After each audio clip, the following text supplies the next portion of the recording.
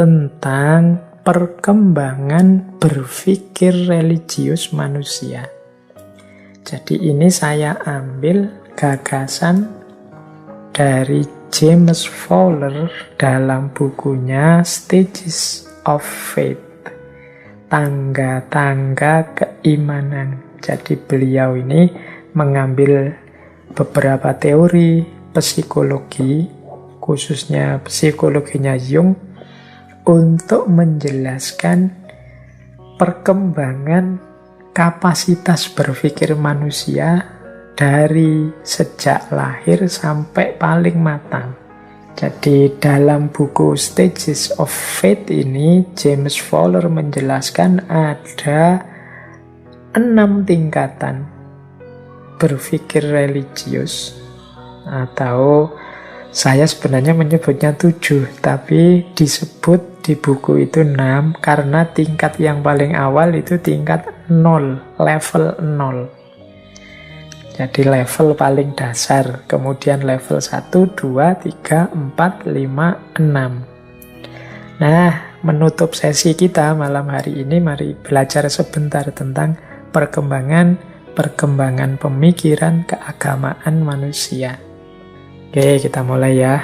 Bismillah. Yang pertama, stage 0. Stage 0 itu ya berarti sejak bayi usia 0 tahun. Namanya fase undifferentiated faith. Fase undifferentiated faith ini dari usia 0 tahun, berarti baru lahir, sampai usia 2 tahun. Ya, ini disebut fase 0 karena bayi belum bisa apa-apa. Dia sepenuhnya bergantung pada yang mengasuhnya. Meskipun dia mulai berinteraksi dengan lingkungannya, ya dia bisanya hanya pasrah. 0 sampai 2 tahun. Ini kondisinya undifferentiated.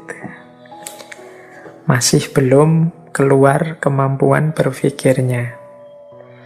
Nah, di usia 2 tahun, ini era transisinya, itu dia mengalami transisi ketika sudah mulai sedikit-sedikit bisa ngomong dan mengekspresikan keinginannya.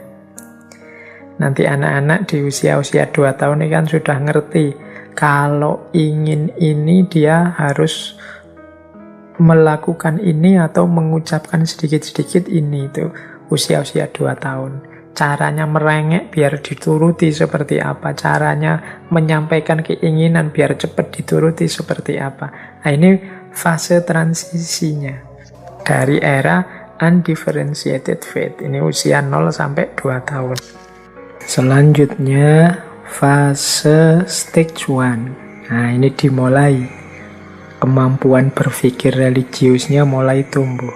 Stage 1. Ini intuitive projective faith. Fase pertama ini usia 3 sampai 7 tahun. Ini 7 tahun berarti sudah waktunya masuk SD. Ini sudah mulai punya kesadaran aku dan yang lain, meskipun biasanya masih cenderung egosentris. Nah, di fase anak-anak ini, sebagaimana lazimnya anak-anak, dia sudah mampu dan senang melakukan imajinasi-imajinasi. Dengan jalur imajinasi lah ini dia mampu menangkap ajaran-ajaran, tuntunan-tuntunan keagamaan.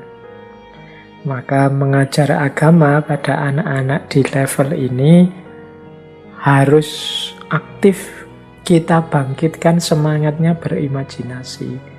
Mungkin tentang surga, tentang neraka, dengan komik. Kita dulu kecil kan ada itu komik surga, komik neraka. Ini merangsang imajinasinya.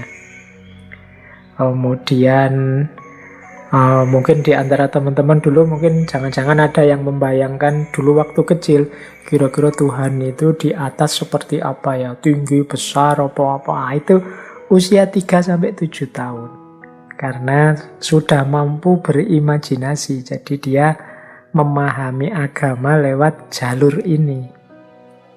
Jadi kalau kebetulan di antara teman-teman ada yang mendidik, menuntun adik-adik kita di wilayah-wilayah ini, mungkin cerita-cerita yang menarik hati itu akan mudah masuk ke mereka karena mereka sedang tumbuh-tumbuhnya kemampuan berimajinasi. Nah, semakin usianya tambah, nanti muncul transisi.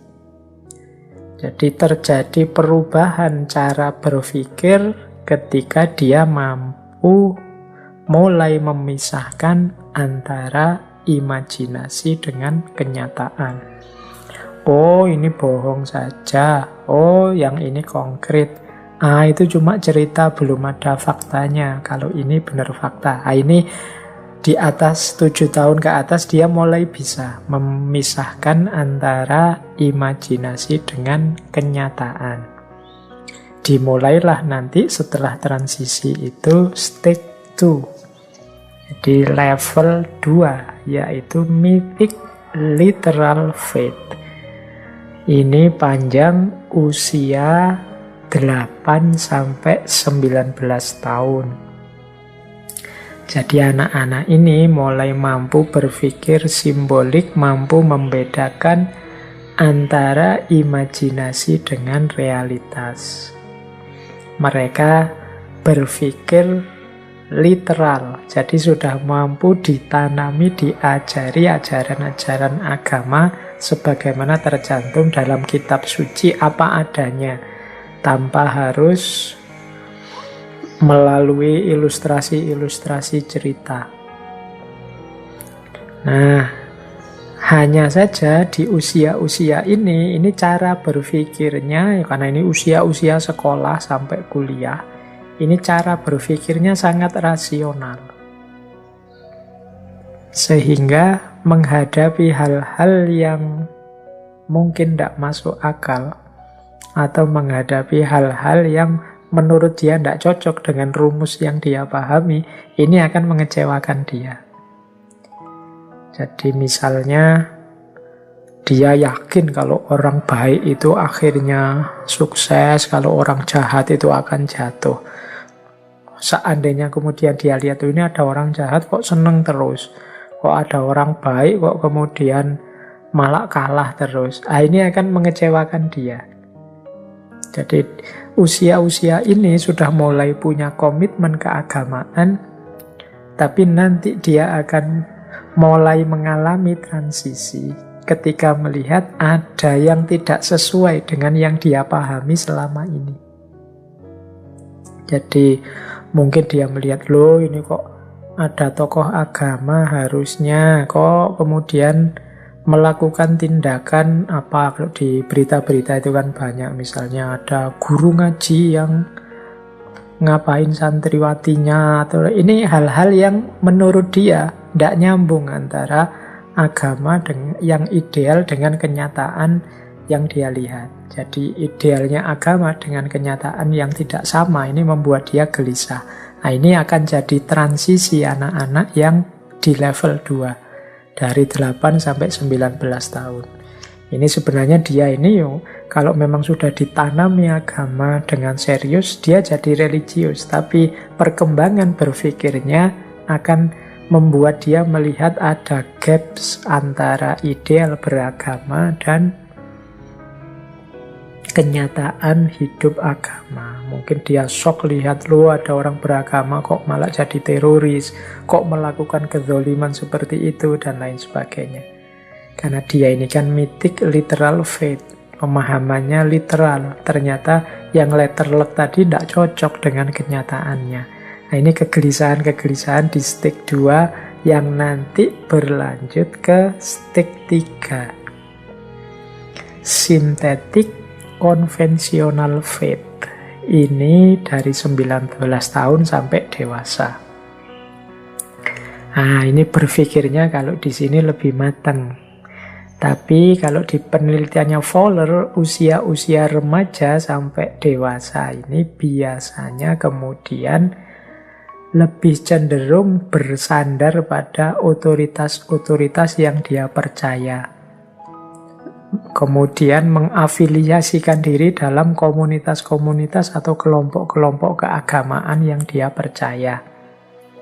Jadi kemudian dia lebih terbuka, dikritik mau, kalau yang kritik itu kelompok atau orang yang dia percaya. Ini era sintetik konvensional faith. Jadi dari usia 19 tahun sampai dewasa. Ini stage ketiga. Jadi mulai ikut lembaga-lembaga keagamaan, mengafiliasikan diri dengan kelompok-kelompok organisasi agama tertentu, atau mungkin bukan lembaga tapi mulai punya idola-idola, otoritas-otoritas yang dia percaya dalam agama. Nah, ini usia sintetik konvensional faith dari 19 tahun ke atas. Kadang-kadang di usia ini muncul sikap-sikap militan. Jadi dia tidak berkenan, dia marah kalau ada yang mengkritik kepercayaan yang dia yakini dalam kelompoknya.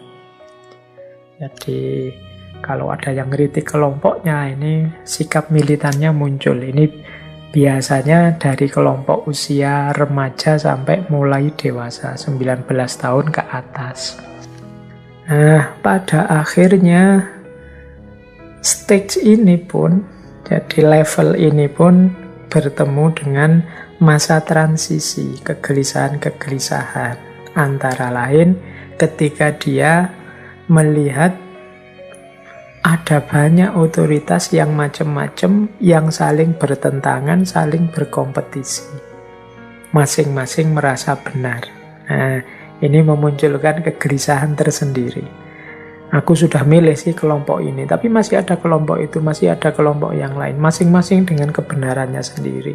Apakah memang salah semua, yang benar aku saja, atau seperti apa? Nah, transisi ini akan membawanya pada stage 4, tingkatan keempat, perkembangan pemikiran keagamaan. Ini kalau ikut teorinya Fowler ya dari orang sudah dewasa penuh sampai paruh baya.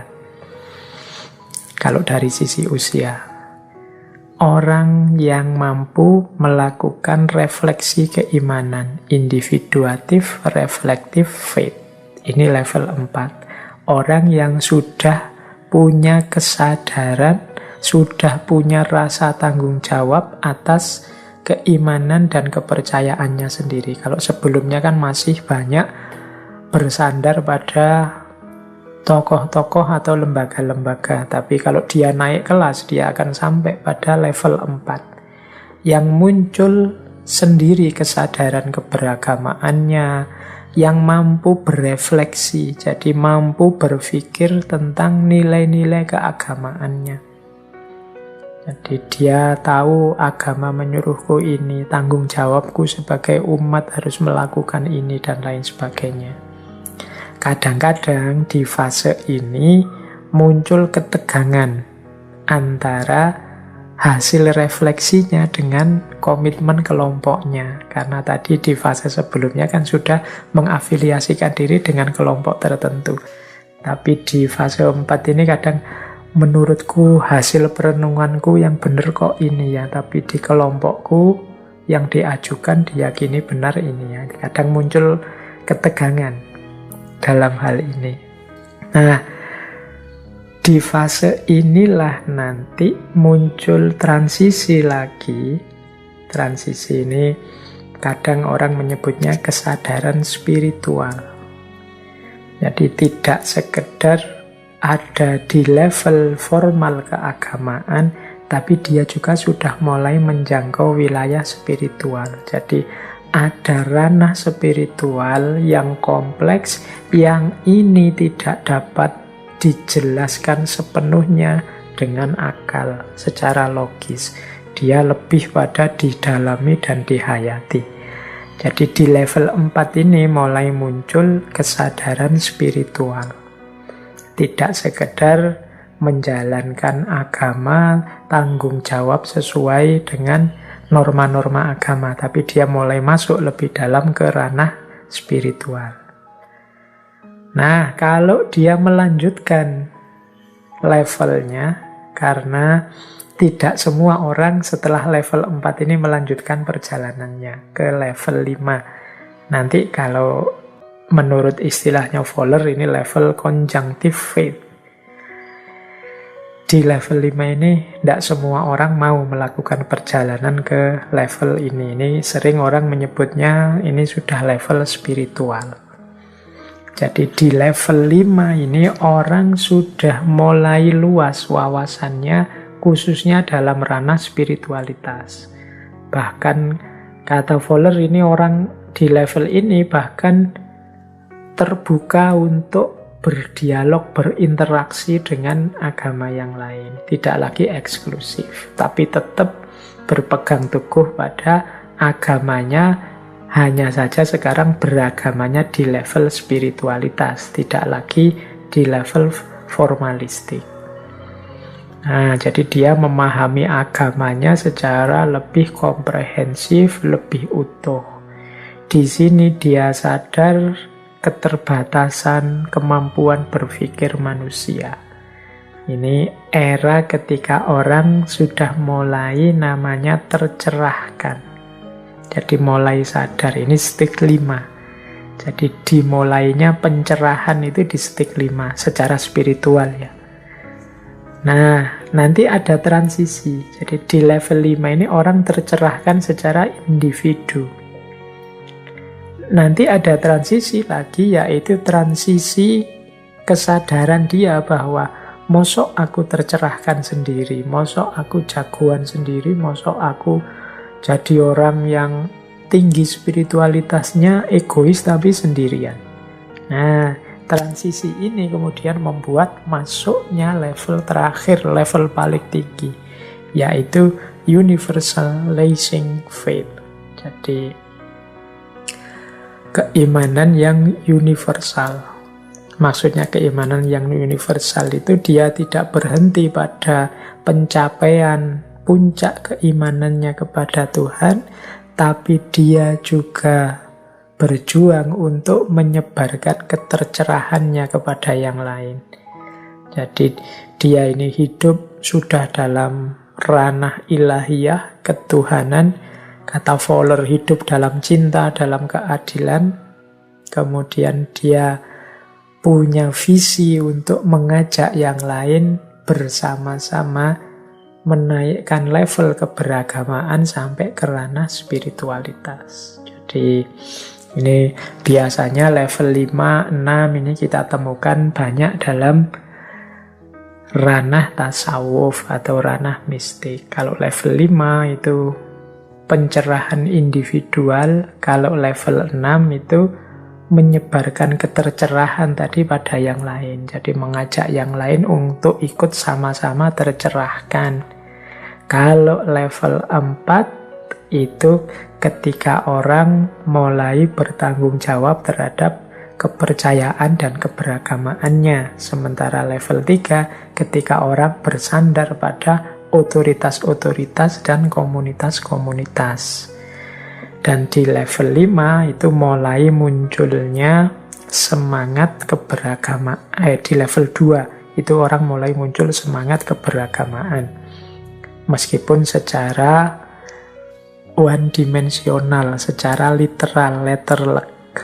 Nah, jadi kalau diurut itu level 0 itu belum ada sama sekali kemampuan berpikir religius. Level 1 berpikir intuitif, projektif.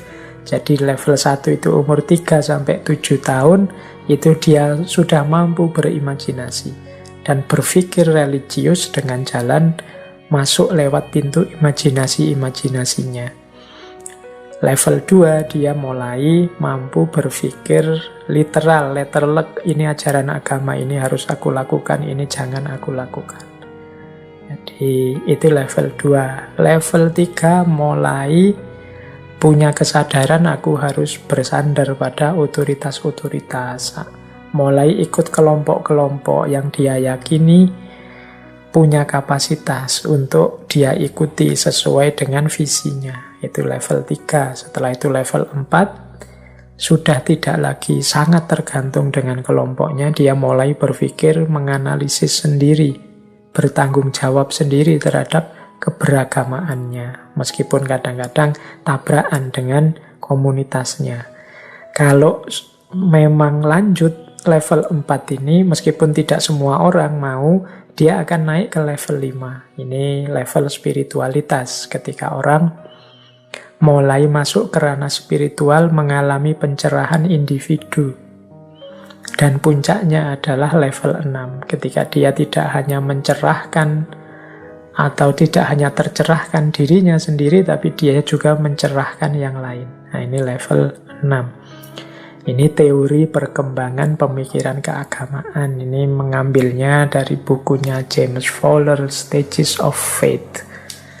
Silahkan teman-teman cari bukunya ini. Saya hanya mancing saja. Boleh setuju, boleh tidak.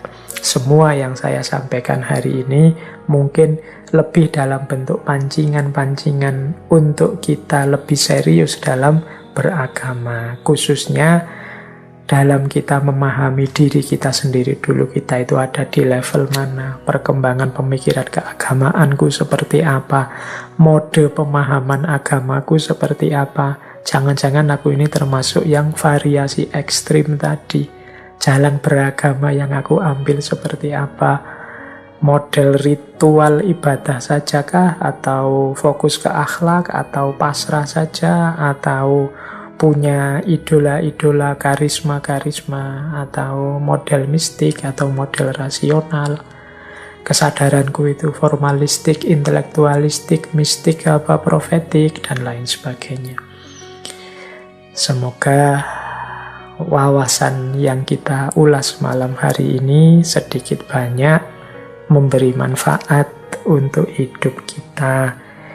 Tidak semuanya harus diterima, pasti ada yang tidak cocok, pasti ada yang tidak sesuai, pasti ada yang tidak pas, karena hidup ini sangat beragam.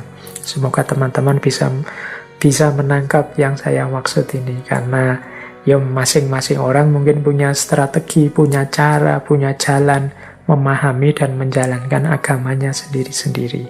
Yang penting semuanya dalam kerangka keseriusan kita menjalankan hidup. Tidak hanya iseng, tidak hanya asal. Karena apapun nanti yang kita pilih untuk kita jalankan, untuk kita pikirkan, ada pertanggungjawabannya. Baik, saya kira itu untuk malam hari ini teman-teman.